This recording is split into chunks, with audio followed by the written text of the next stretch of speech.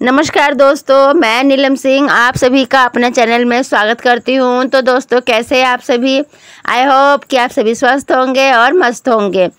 तो दोस्तों देखिए, हमारा भादो चौथ कब है, जिसको कि बहुला चौथ भी कहा जाता है। तो सबसे पहले हम ये जान लेते हैं कि यह व्रत कब रखा जाता है और यह व्रत क्यों रखा जाता है, किसके लिए यह व्रत रखा जाता है। ठीक है, तो देखिए दोस्तों, यह व्रत जो है भादो मास के कृष्ण पक्ष की चतुर्थी तिथि के दिन मनाया जाता है।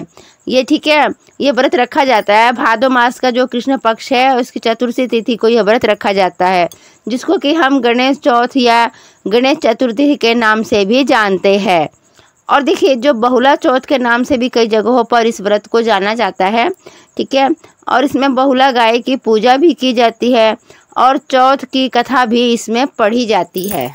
देखिए, यह व्रत क्यों किया जाता है? यह व्रत बेटे की संतान की प्राप्ति के लिए भी यह व्रत किया जाता है। ठीक है, और जो दूसरा है कि यह व्रत पति की लंबी उम्र के लिए भी यह व्रत किया जाता है। ठीक है, और देखिए, यह व्रत जो है गणेश चतुर्थी जो व्रत है ये माघ के महीने में भी, जो तिल चौथ के नाम से जाना जाता है, तो माघ के महीने में भी किया जाता है और ये भादों में भी। ठीक है, तो जिसकी जो अपनी मर्जी है, कोई माघ में भी करता है, भादों में भी, और कोई दोनों ही करता है।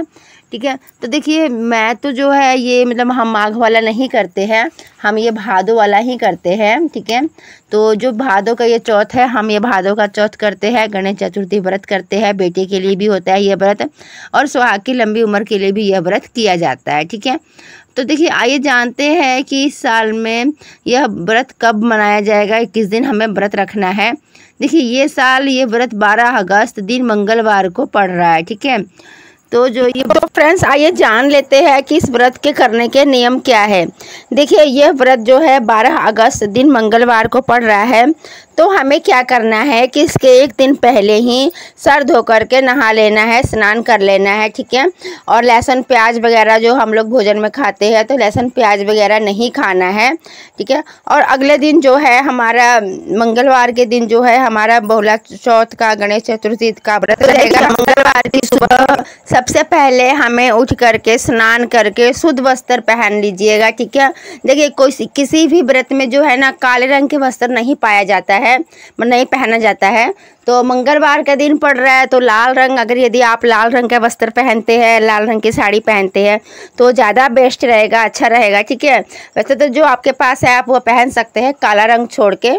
ठीक है, और उसके बाद में आप सुबह नहा लीजिएगा। नहा करके सबसे पहले आपको व्रत का संकल्प करना होता है। ठीक है, क्योंकि किसी भी व्रत का यदि हम संकल्प नहीं करते हैं तो कहते हैं कि व्रत हमारा पूर्ण नहीं माना जाता है, तो इसीलिए व्रत का संकल्प पहले कीजिए। और इसके साथ ही आप क्या कीजिएगा कि अपने घर के मंदिर में जो है वो पूजा पाठ वगैरह कर लीजिएगा। ठीक है, और देखिए, यह जो व्रत है यह सुबह से लेकर के शाम तक, मतलब देखिए 24 घंटा तो हम नहीं कह सकते हैं, लेकिन 12 घंटे का जरूर कह सकते हैं। ठीक है, 12 घंटे तक इसमें पानी नहीं पीना है। जब हम शाम के समय चंद्रमा को अर्घ दे लेते हैं, अर्घ देने के बाद में हम इस व्रत में पानी वगैरह पी सकते हैं। ठीक है, पानी पी सकते हैं, हम जो फल हम चढ़ाते हैं, अर्घ देते हैं, तो फलों का प्रसाद हम ले सकते हैं। ठीक है, देखिए, हम लोग तो मतलब ऐसा कर लेते हैं कि मैं भी व्रत रखती हूँ, तो जब शाम के समय जब चंद्रमा को अर्घ दे लेते हैं, तो अर्घ देने के बाद में चाय वगैरह या पानी वगैरह हम पी लेते हैं। ठीक है, मतलब अन्न नहीं खा सकते हैं, लेकिन चाय और फल वगैरह हम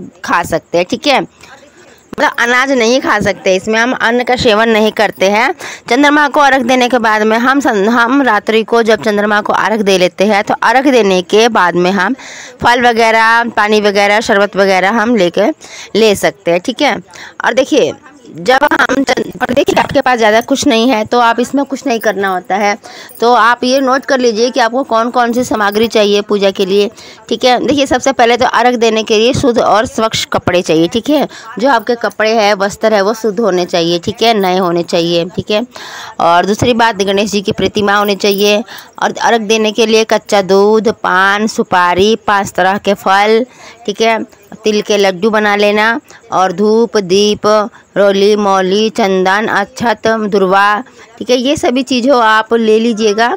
और गणेश भगवान का लड्डू बहुत ही ज़्यादा प्रिय है, तो आप लड्डू जरूर लीजिएगा उनको भोग लगाने के लिए। और चंद्रमा को अर्घ देने के लिए कच्चा दूध और 5 तरह के फल जरूर लीजिएगा।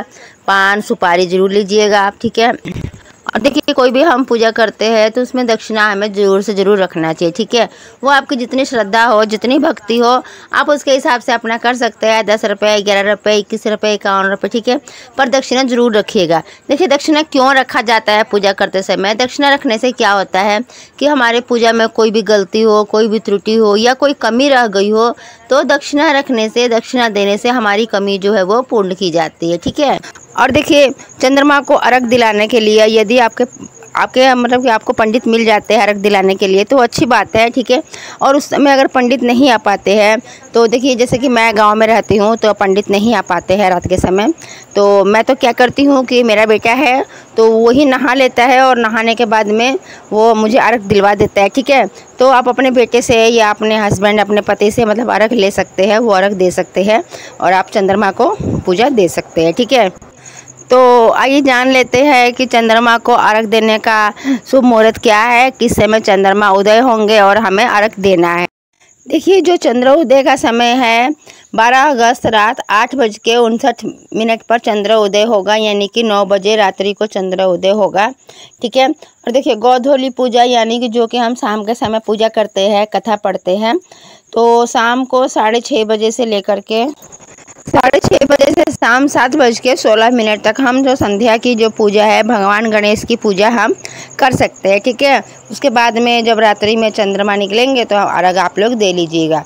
और देखिए चतुर्थी तिथि जो है वो प्रारंभ हो रही है 12 अगस्त 2025 को सुबह 8:40 से, और इसकी जो समाप्ति हो रही है 13 अगस्त 2025 को सुबह 6:35 पर इसकी समाप्ति हो जा रही है। 13 अगस्त को दिन है बुधवार, तो उसके बाद आप पारण वगैरह कर सकते हैं।